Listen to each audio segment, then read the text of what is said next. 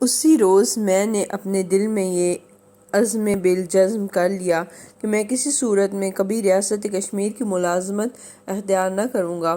چنانچہ BSc کرتے ہی جب مجھے اسٹیٹ گورنمنٹ سے انگلستان جا کر فارسٹری کی تعلیم حاصل کرنے کا وظیفہ پیش ہوا تو میں نے بڑی بے اطمینانی سے اسے قبول کرنے سے انکار کر دیا اور گورنمنٹ کالج لاہور میں MA انگریزی کا داخلہ لے لیا۔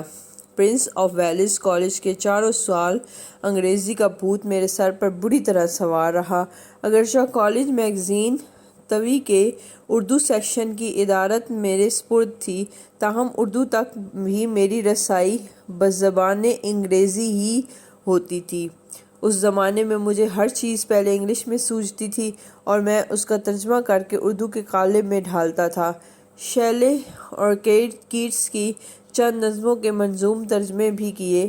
اے باد غرب مولانا صلاح الدین احمد صاحب کو بھی پسند آئی اور انہوں نے اسے ادبی دنیا میں شائع فرمایا۔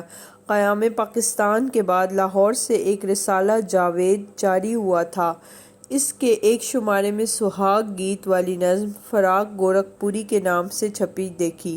میرے لیے تو یہ بات باعث فخر تھی کہ میری کوئی چیز غلطی سے بھی فراق جیسے عظیم شاعر کے نام سے لگ سکتی ہے، لیکن اگر ان کے علم میں یہ چیز آ گئی ہوتی تو وہ ضرور اسے اپنی توہین قرار دیتے۔